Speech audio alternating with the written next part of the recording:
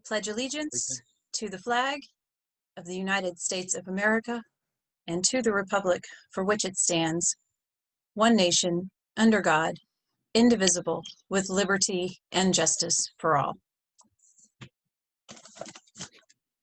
Mrs. McLean, may I have a roll call, please? And board members, please remember that tonight, all we need to do is simply reply here. Mrs. Crane. Here. Mrs. McGinnis. Here. Ms. Catalina. Here. Mrs. Egan. Here. Mr. Heyer. Here. Mr. Need. Here. Mrs. Horst. Here. This meeting is a meeting of the Board of Education in public for the purpose of conducting the school district's business and is not to be considered a public community hearing. There is time for public participation as indicated in the agenda in items 3 and 9. Item 2 is approval of the consent agenda. May I have a motion, please? I move that the Board of Education approve the consent agenda as presented. Support. Are there any discussions or questions from the board on the consent agenda? All right, seeing none, Mrs. McLean, may I have a roll call vote, please? Yes. Mr. Heyer. Yes. Mrs. Egan. Yes. Mrs. Crane. Yes. Mr. Need. Yes. Ms. Catalina. Yes. Mrs. McGinnis. Yes. Mrs. Horst. Yes, the motion carries. Item 3 is citizens' request to address the board. Under item 3, you are given two opportunities to address the board. Under 3.1, you can request to address the board on any topic that's on tonight's agenda. And as you see, Mrs. McLean is sharing tonight's agenda on our screen. Under item 9, you're welcome to address the board on any topic. When making comments, please state your name and direct your comments to Mrs. Kelly Horst, President, Clarkston Board of Education. So this is the time, citizens, when you indicate to us that you would like to address the board on topics that are on tonight's agenda, as you can see on the screen. So I will give you just a moment, and please remember our procedure is that you would click on the participants button and then the raise hand feature. It doesn't look tonight as if we have anyone that's joining us by phone. So I'll give you just a moment to do that. And when I call on you at this time, all you need to do is tell me which item you wish to address the board on, and then we will come back to you to actually address the board when we get to that item. And citizens, I do need to remind you that our policy, as stated on the agenda, is that public comment is limited to 2 minutes. So when we get to that 2-minute mark, I'm going to ask you to wrap up your comments. And then a few seconds later, Mrs. McLean is going to shut off the public comment and we are going to move on to the next citizen. I'm sorry it's going to feel very rude. I'm going to apologize in advance for that, but that is our stated policy. We've gotten away from that a little bit and we need to return to that.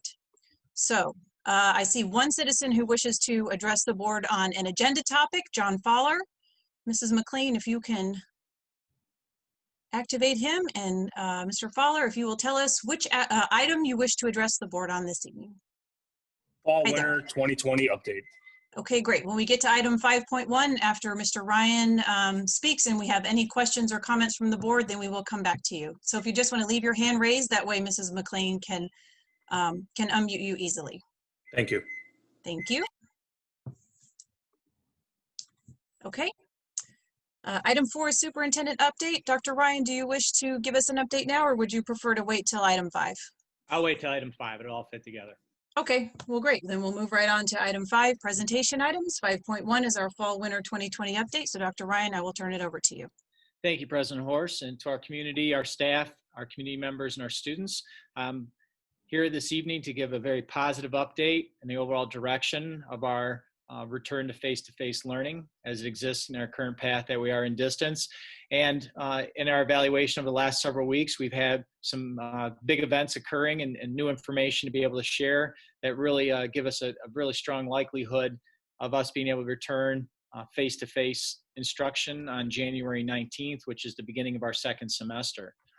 Looking at what's different and what's going on out there, well, At the top of my list has been our pleas, and I think the work of our community to make good decisions as it relates to being out in public and taking proper precautions is starting to stick, and I'm hoping that's the cause. And also, I'm sure has something to do as well with the governor's limitations on social gatherings and getting out. But the fact remains that rates in Clarkston, in the most important concentric ring, have, even though it's not been huge, have been decreasing over the last 2 weeks, and we're hoping that goes into a third week.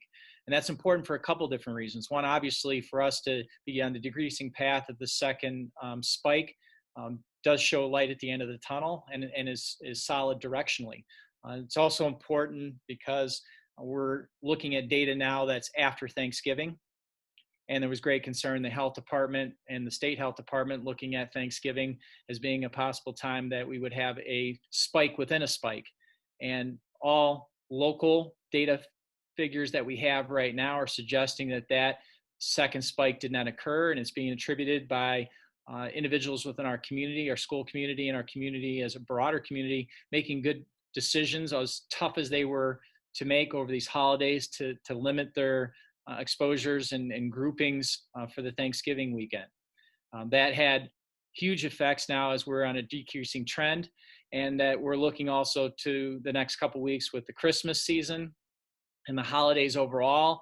And we're hoping and that our community goes along with one more time, if we can try to make it through the next several weeks, limiting our social gatherings as much as possible, with our hope of getting our students face-to-face. If we can have a replay of what we had at Thanksgiving, we're going to be in really good shape as we go into January, because I would hopefully attribute us to be going in a continued downward trend. So much so that although Clarkston led the county, I should say, for almost 6 weeks, we are now dropped to third out of 28 communities in Oakland County. Although I would like to be way down that list, being in a downward trend is definitely positive information to share with our board and community this evening. Also, the CDC and the Michigan Department of Health have updated their guidance, reducing the quarantine number of days from 14 to 10. And we're hoping that with, obviously, even though it's not down to where it's down to 4 or something that would be extraordinary in terms of getting staff and students back into class once there is quarantines, it does mark a general trend which will make it less as a trial onto our operational challenges that we have of keeping our school doors open once they're open. So I think that in combination with the governor's pause that was extended seems to be having an impact, and will have an impact in us being able to get back into school.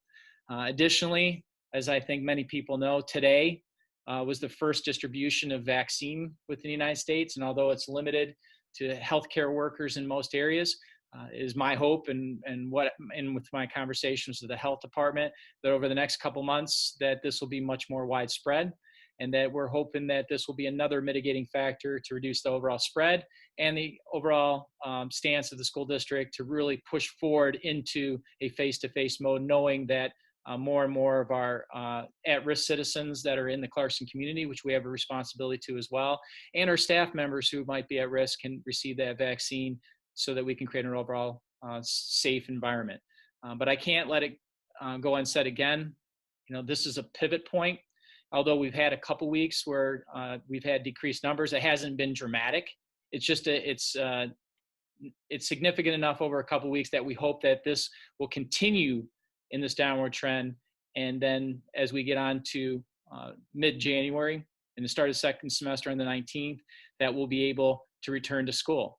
And what that would look like, assuming that we don't drop to, levels that we had when we opened school before, but we are in a positive trend. In working with the health department, they believe that Clarkston and school districts that were open this fall have great experiential learning when it comes to implementing mitigating factors and keeping schools open. And they have given us a high mark, and also within the review over the last several weeks of doing our best to getting open on the 19th, even if we're not back to pre-numbers. And that's, again, in combination with the number of days of quarantine and the availability of vaccine. But assuming that we can stay, even if it's a slightly down, but not in an increasing trend, that we'll be back in school. And what that'll look like in our secondary initially will be that most likely that 6-12 hybrid, although we don't believe that educationally, that's our favorite model. We would not exist in that in the long term. But for a short period of time, it's a nice transitional approach operationally to get kids back face to face.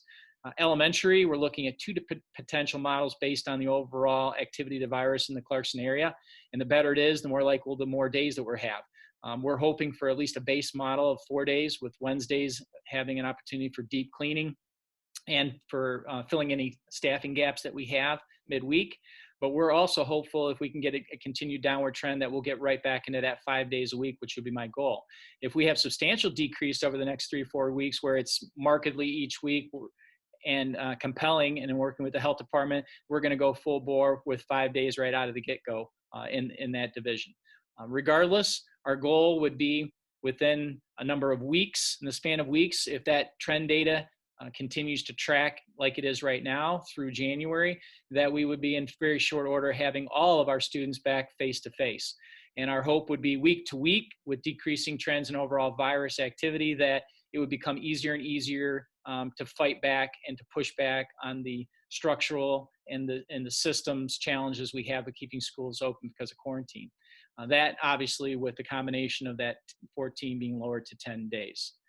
We are simultaneously, though, planning, and although it's less likely, we want to make sure that we have all of our bases covered, that if there is a huge jump increase because of the Christmas holidays and if things get off tracks and we have a massive increase, we will be prepared to stay in distance learning. We're hoping, in combination with the information from the health department, they think that's a much less likely path, but we have to be aware that we don't necessarily get to control the route of COVID in Clarkston, but we can react to it in a way to keep safety and schools open in our forefront. Also, a least likely path would be an amazing decrease, triple digit going down to when we opened before numbers for K-12 in terms of our community COVID, and looking at getting all of our buildings, both elementary and secondary, in full 5 days a week right from the get-go as well.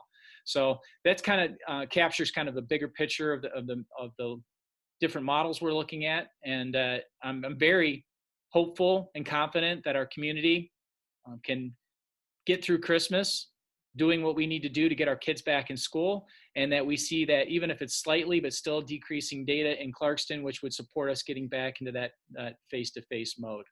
So that is the big picture, and I know in conversations with our board leadership and our administrative staff that beyond having 3 different models looking to get back into school, or what our next steps will be in January, we're also thinking ahead even past that.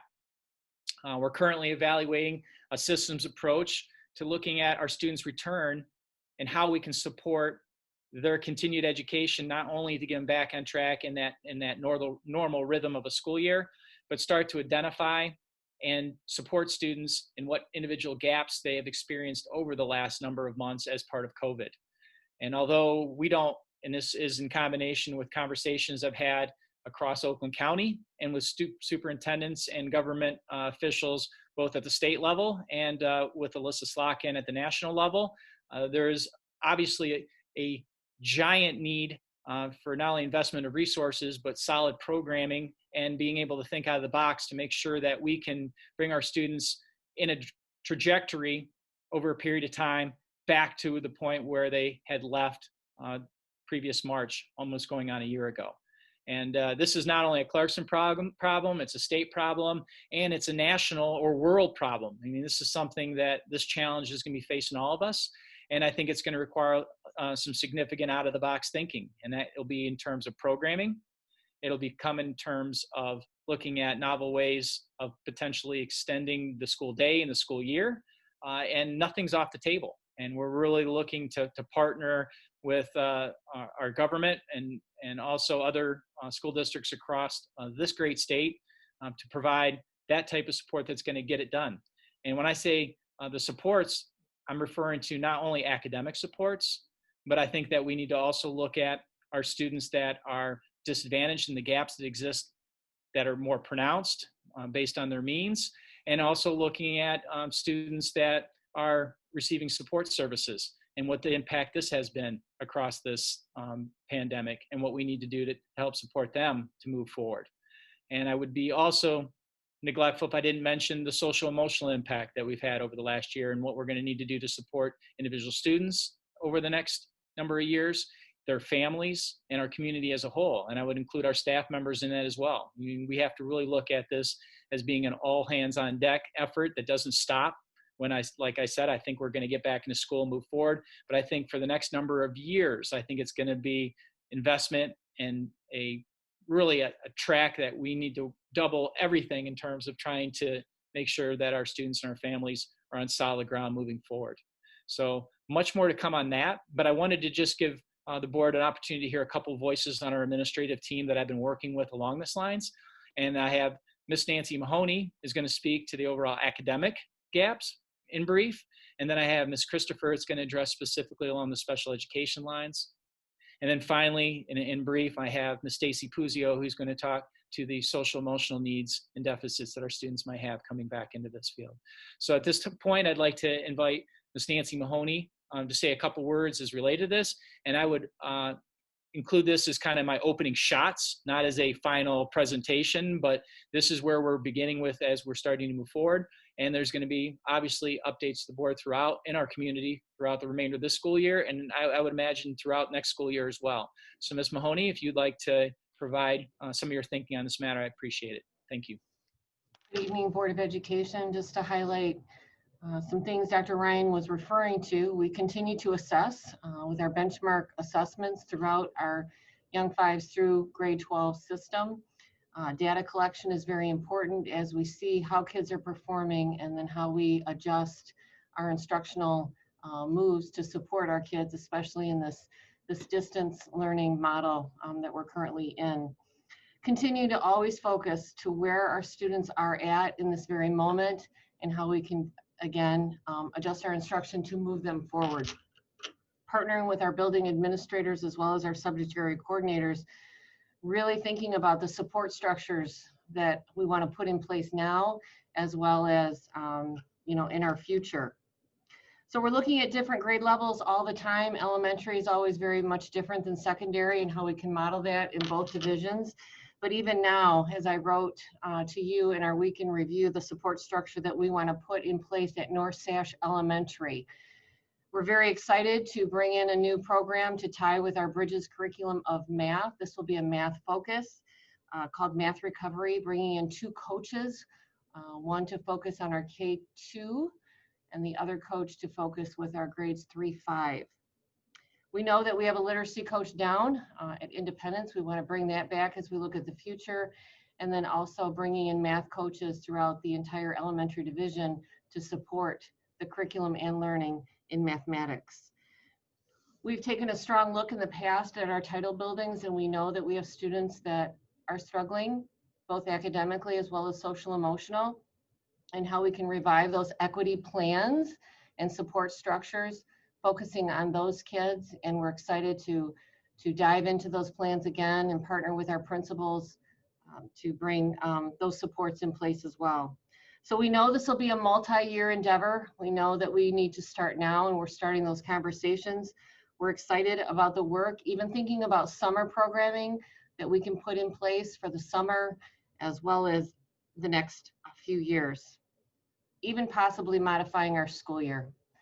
We'll see what comes to the table, and we're excited to, again, put our heads together in terms of getting out of this pandemic and moving learning forward. Hoping to partner always with our legislative partners just for funding, because I think that there's going to be a need to support all that needs to be done in terms of the learning for the next few years. Thank you. Thank you, Ms. Mahoney. And then to dovetail with that, specifically along the lines of our students receiving support services, and Ms. Kathy Christopher has a couple words to say as far as some of her thinking on this matter. Good evening. Along the same lines as Ms. Mahoney was sharing, I think for students with IEPs, we're being very thoughtful about monitoring students' progress. We know this has been a very unusual start to the year.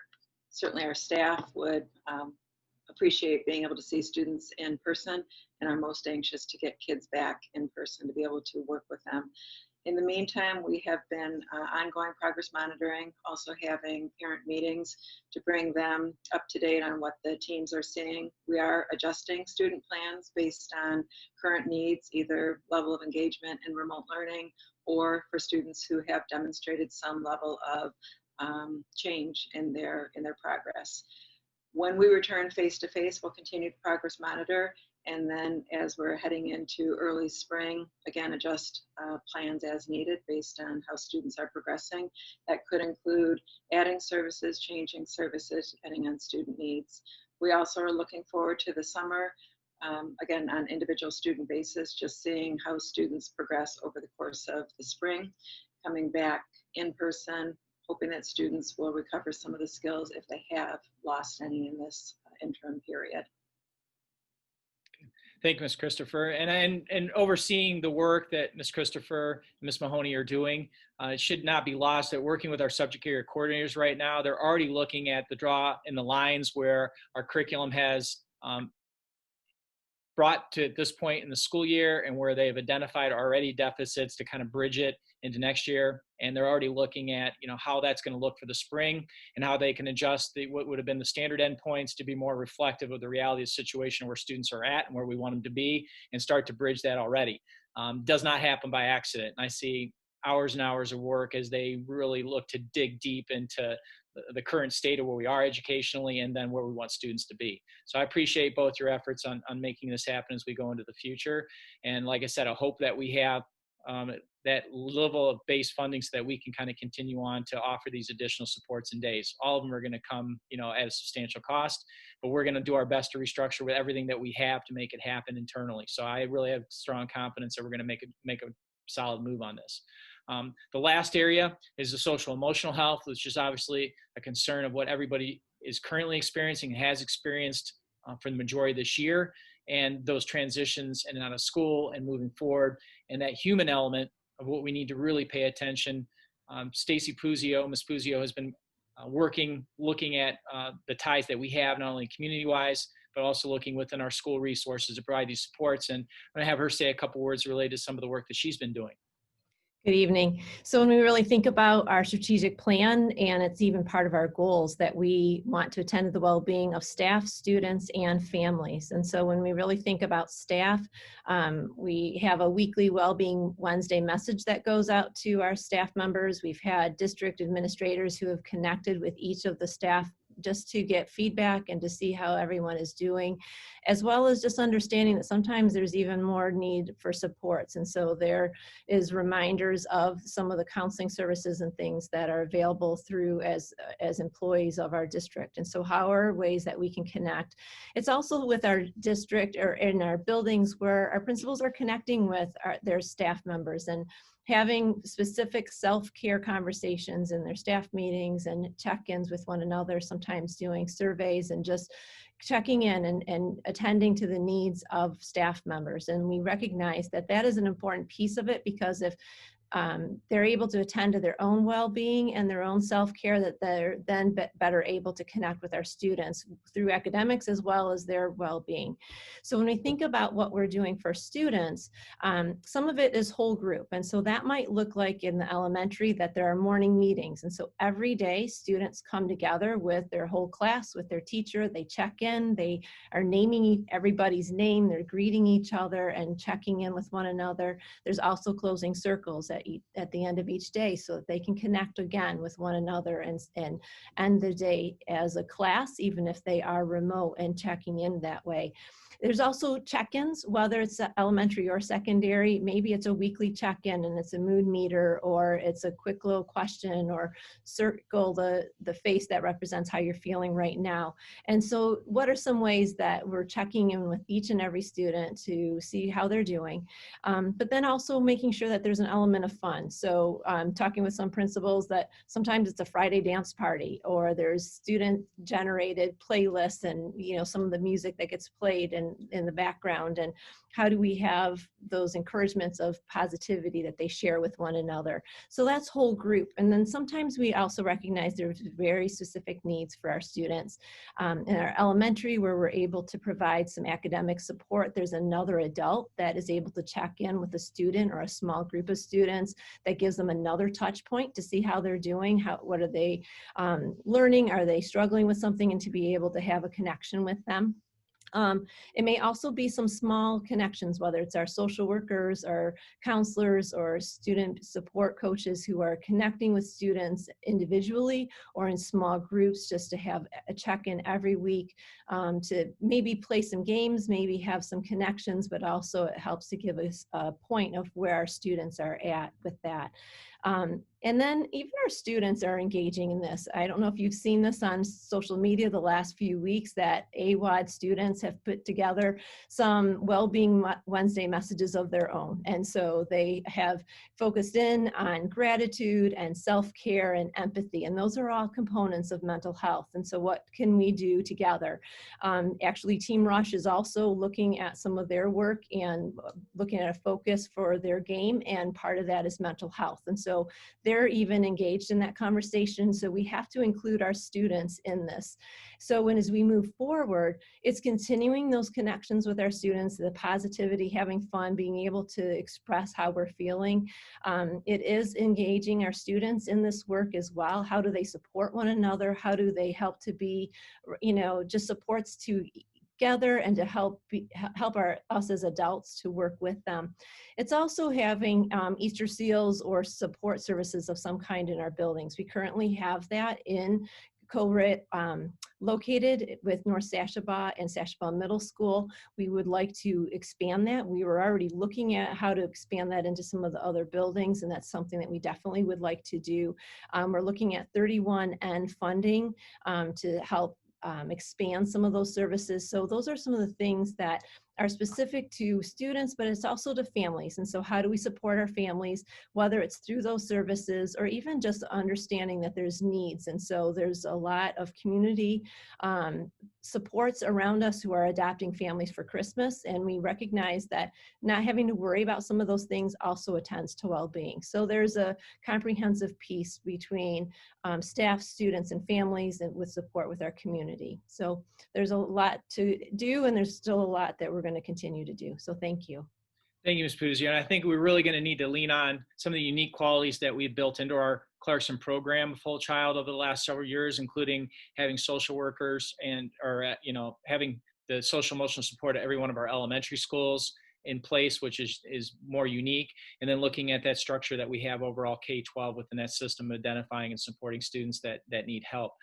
I think, as a school district and as a board, we're really going to need to reach out and have a strong communication component with our community, both in terms of individual families and things that they identify with their students. So we have strong communication between school level counseling support and when students are struggling, and also potential private, where families see a connection that we can help bridge that information gap to make sure that there's not like a black void on one side, either in the school life or in the home life, that we can try to bring it all together. I think if there was ever time before that we need that type of synergy and cooperation and communication, it's going to be on the social emotional side as we move forward the remainder of this year and absolutely into next year as well. So I thank Ms. Puzio and the entire team who's working on these elements, including our building principals, to make sure that kids aren't slipping through the cracks. So thank you, Stacy, Ms. Puzio, and I would return back to President Horst. I know there was a lot of information there. We wanted to give as comprehensive level of update as we possibly could based on where we are and kind of a pivot spot between distance, being back face-to-face, and then what we need to do moving forward past that. Thank you so much, Dr. Ryan, and our other administrators for joining us tonight. I did have one question I wanted to throw out, and then certainly other trustees, if you want to chime in with your questions or your comments. I wonder if Mrs. Mahoney or some of the others could comment. I feel like there's been a common theme coming through in the emails that we've received over the last few weeks from parents when they talk about their child struggling or the struggles that they're having academically at home. Maybe if they feel like they're falling behind in terms of reading or academically, they're struggling a little bit. And so I wonder if maybe they don't they feel like maybe the path, I guess the chain of command maybe feels a little bit different or feels a little bit distant. Whereas if they were in person, it would feel a little bit easier to reach out and connect if they need help or they need the resources. It's not right in front of them like it would be normally, right? And so could you talk a little bit maybe to our parents who are listening or even to the other board members?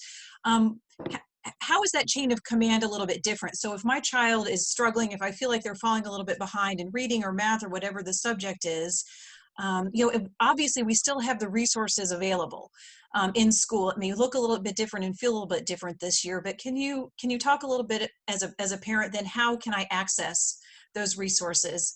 Because I know they're still available. And then I'll let other trustees weigh in with comments or questions. Absolutely, yes. So at any time, our families, our teachers have office hours at the end of the day. Please email your teacher. You can talk to your teacher, but our subject area coordinators have worked hard to put those kind of pieces in place to access. So parents have added materials that they can, even sit down with a child and work with a child. Our teachers have resources.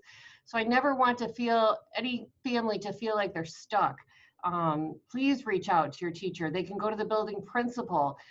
They can reach out to our subject area coordinators. They can reach out to me because at any time, learning, is very important, still on the table, and I want them to reach out and they will be supported. We have our literacy coaches in place. They've worked very hard with parent resources and parent partnerships just to help support and to guide. Thank you, Mrs. Mahoney. Trustees, does anyone else have questions or comments? I mean, this was a lot of extra information tonight, but I really, I think Dr. Ryan and I wanted to convey a sense, not only to all of you, but to our parents who are joining us tonight, that we haven't always been in crisis mode, that there has been a lot of planning and discussion about what comes next, and a recognition for that. Obviously, there is a lot of work to be done to start to move us back toward, closing those gaps, and that that has been an active and a proactive focus of the administration for some time. So I wanted you to have that sense as we start to think about moving back face-to-face and transition from 2020 into 2021. Mrs. Horst. I But think Mrs. Mahoney, go ahead, and then I'll turn to Mr. Heyer. Yes. I just want to say sometimes it's a challenge because when kids aren't in front of us, we can't read them like we can in a face-to-face experience. And through the screen, I think our teachers are at a disadvantage just to be able to not be able to read them as well. And so please know that we can't read your minds of a student and a family. And I don't ever want you to feel, just sit there in terms of feeling miserable, feeling at a loss. Please reach out. Our teachers do have office hours. We're here to support, and never hold back on a question because all questions are good. All concerns are good. So I just want to say that. Thank you. All right. Mr. Heyer, please go ahead. I just wanted to be crystal clear while we talk about all the supports and things we have in place and what we're going to do in the future. I will say I want to be back in person as fast as humanly possible. And I know I share that view with the 6 fellow board members and the entire administrative team on this call. And I think, Mr. Ryan did a great job of painting the broad picture and the high level view and getting down into some of the details. We're working in conjunction with the epidemiologists we have access to, with the experts we have access to. Everybody gets data from different sources. We have our data that we've gotten and we've shared, and we've tried to be as transparent as we can. Like, we absolutely want to be back in person as fast as possible. And if we continue to do well as a community and mitigate spread, we're going to be back to school on January 19th, and we're going to do everything we can between now and then to help students in a distance format. And if there's such a thing as support over, a holiday break, we want to support kids in that way. We want to do everything we possibly can to meet the needs of our students. Now, January 19th, getting back in person. After that, going forward, whatever it takes, I think as a board, we want to be there. But getting back in person is 100% the driver for what we want to do. And Dr. Ryan very eloquently laid out what that might look like depending on where we are in our community. And I think it's important to all be on the same page relative to that. And I believe we are. And I think it's important that our community remembers that. Thank you. Mrs. Egan? Yes, I very much appreciate the update from Ms. Puzio, Mrs. Mahoney, and I don't see her face anymore, but from Kathy on our special needs students, and the recognition that this is something that isn't going to end in terms of, you know, serving our kids. It won't end once everybody's been vaccinated. It's not going to end on, you know, April 1st or May 20th or whatever. That we realize there are long-term impacts that our kids have experienced, and that we're planning well into the future for those remedies. So I certainly appreciate the long-term approach that we're taking. We're not just planning on how we're going to keep pushing on this year. I worry more about the people we're not hearing from, the parents who perhaps maybe just aren't even aware of how much their kids are struggling, or maybe they're just, you know, overwhelmed with just trying to make things function because everybody's virtual, or parents who are just working full time and just trying to get, you know, childcare, someone to be with their kids. So I feel a sense of relief that we're going beyond, you know, how are we going to, you know, function. Oh, there you are, Ms. Christopher. I'm so relieved that we're thinking much further beyond, you know, January 19th, when we can hopefully get face to face. So I just wanted to thank you for the work and your presentations tonight.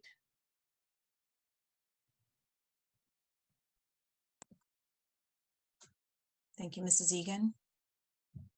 Other comments from trustees before we hear from our citizen?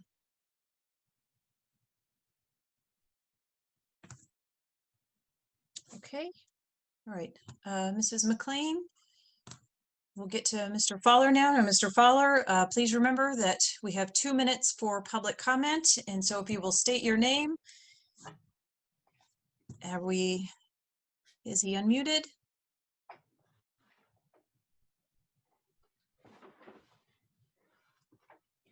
Mr. Fowler, you just need to unmute on your end. Oh, if you'll and unmute we'll on hear your from end, you. Mr. Fowler, and then we will be ready to roll.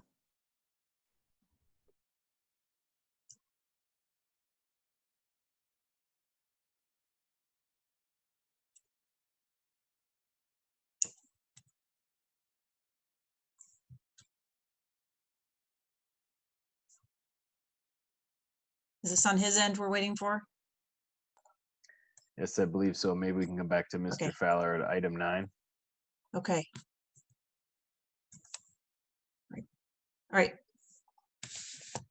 Let's do that. This will only take us a couple of, oh wait, are you there? Nope. Okay, well, we'll come back to you at item 9. This will only take a couple of minutes to get through our action items and report items, and then we will come back to you at item 9.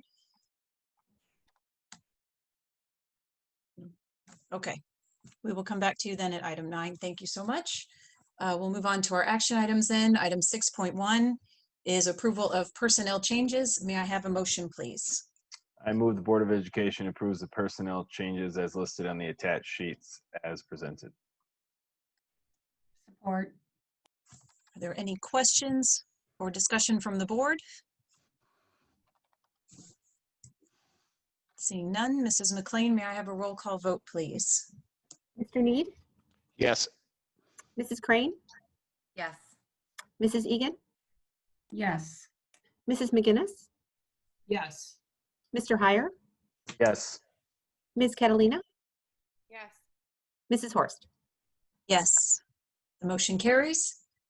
Item 6.2 is approval of contract agreement extensions. May I have a motion, please?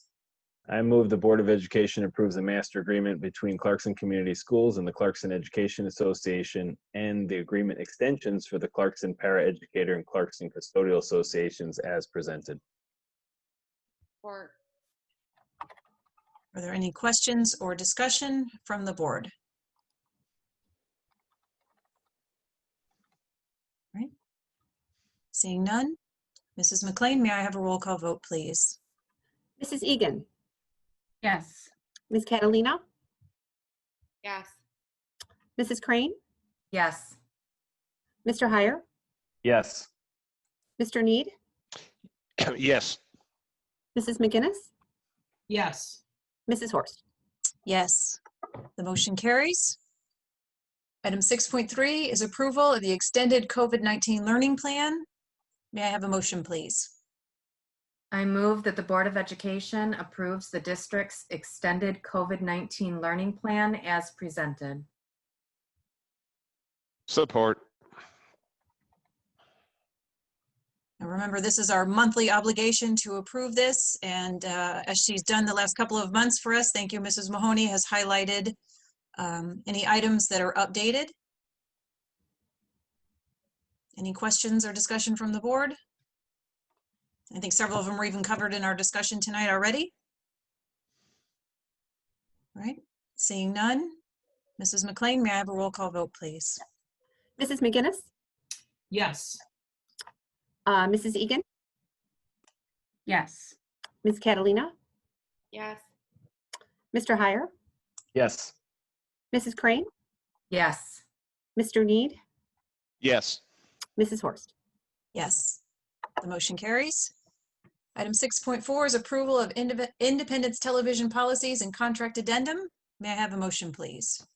I move the Board of Education approves the Independence Television policies and contract addendum to the Cooperative Video Production Intergovernmental Agreement as presented. Support.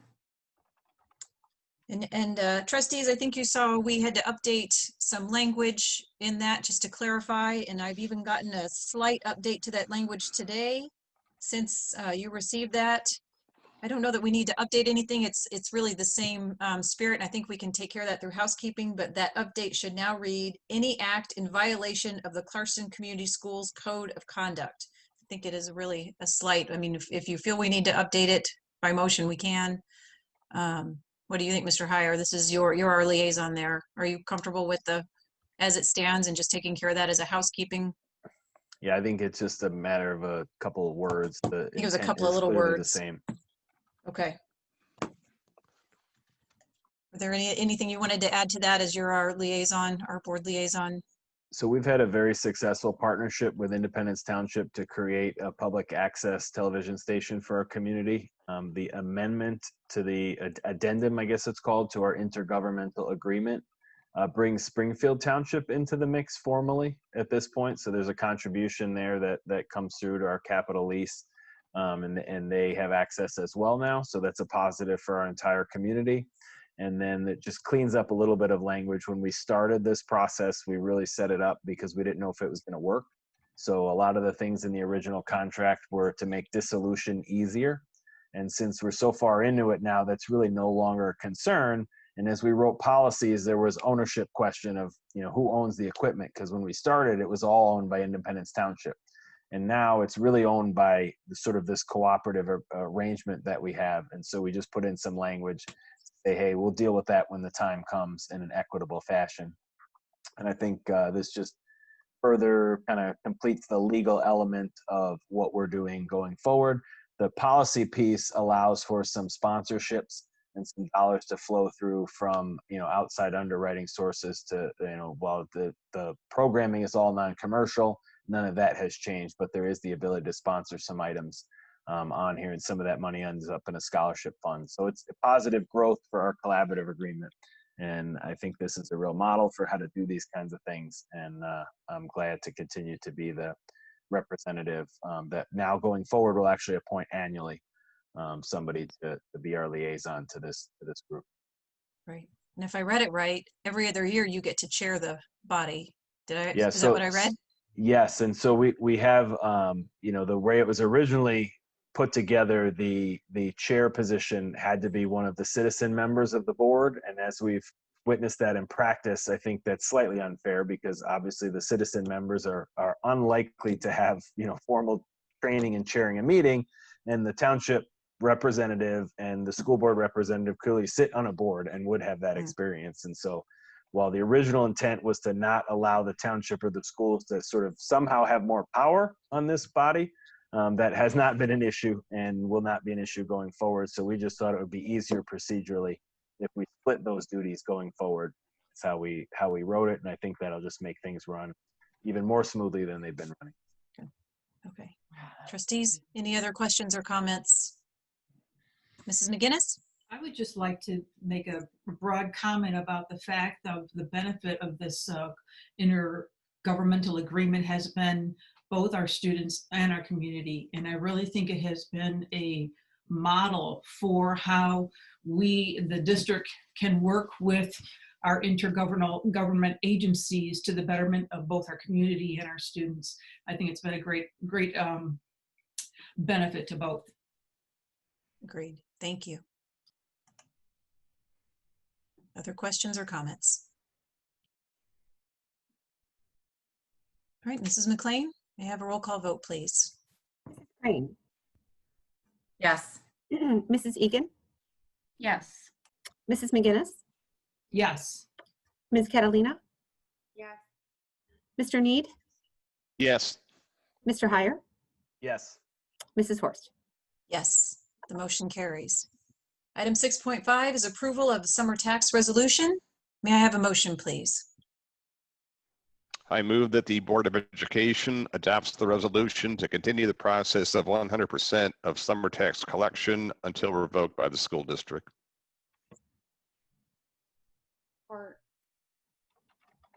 Any questions or discussion from the board? This is simply continuing the practice that we've had for many years, and I see Mrs. Rogers has joined us if we have any questions.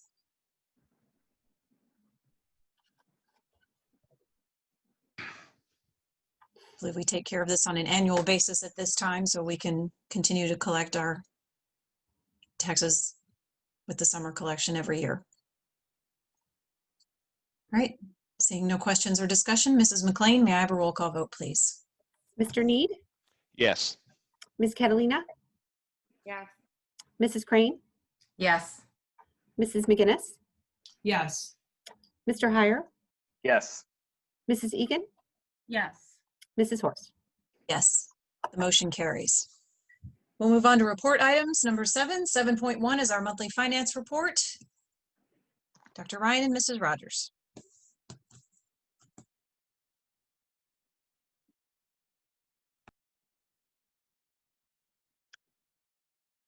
Okay. I'm giving you, here's our current monthly financial update as of October 22nd. Are you guys all hearing me fine? Yes, ma'am. Thank you. It's nothing unusual. Budget to actual revenue is 21.18%. It's October, so we started receiving our state revenue. So now we're up to almost 10%, where last month we didn't have any state revenue yet. So we started receiving our state revenue. Budget to actual expenditures around 21% too. All seems to be on track. And then our October 31st fund equity went up a little bit from the September fund equity to just under 10 million. And then you were shared all the check registers and reports for the month. So if anybody has any questions, anything that didn't make sense. Trustees, are there any questions for Mrs. Rogers on the finance report for October?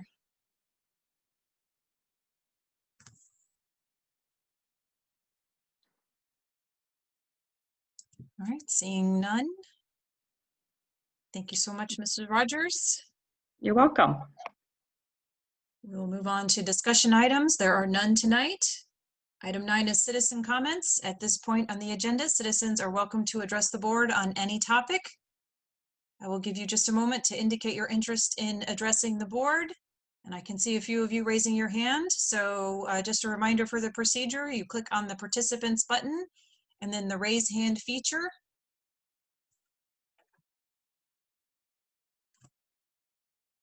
Give you just a moment to do that. And as I said earlier in the meeting, when we call on you, you please state your name and then you will have 2 minutes per our stated policy to address the board. And if you reach your 2 minutes, I will ask you to wrap up your comments. And then we will move on to the next citizen. Okay, Mrs. McLean, I see 2 citizens who wish to address the board. 3 citizens. So let's go back to Mr. Fowler and see if we'll start there.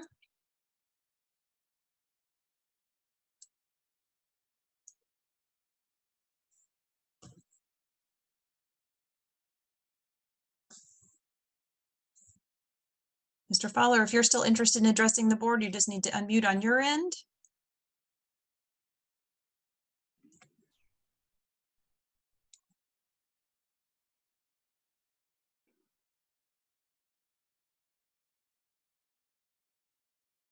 Okay, if not, we'll move on to Joyce Leninger. Hi, Mrs. Horst, can you hear me? I can hear you. Please, if you'll Okay. state your name, and you have 2 minutes. My name is Joyce Leniger, and Leninger, I sorry.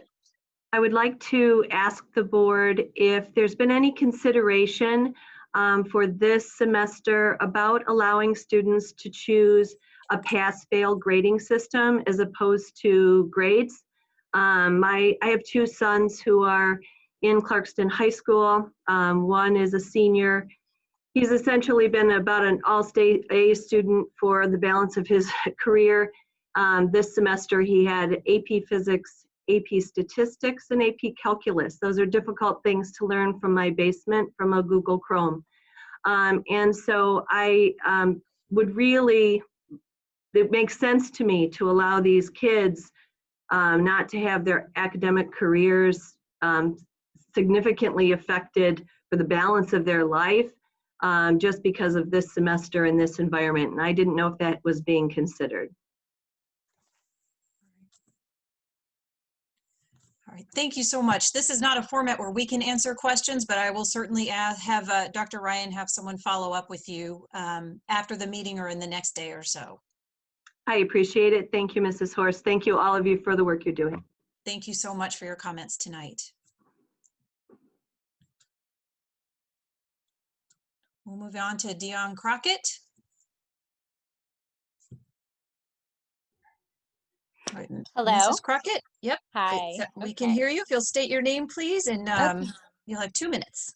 Great. Okay, my name is Dion Crockett, and I have 2 children in Clarkston Community Schools. And I guess this is kind of to piggyback off of what the last parent had said. And since I know that you're very focused on metrics, I was most curious about how far specifically will CCS allow our children's grades to drop. It's been documented throughout the country that especially children are suffering in math. And I would also like to know exactly how much of an increase in anxiety and depression in our CCS children is acceptable. And since you're using metrics, I'm requesting specific numbers for these very important health metrics as well. Thank you. Thank you so much for your comments tonight. Thank you.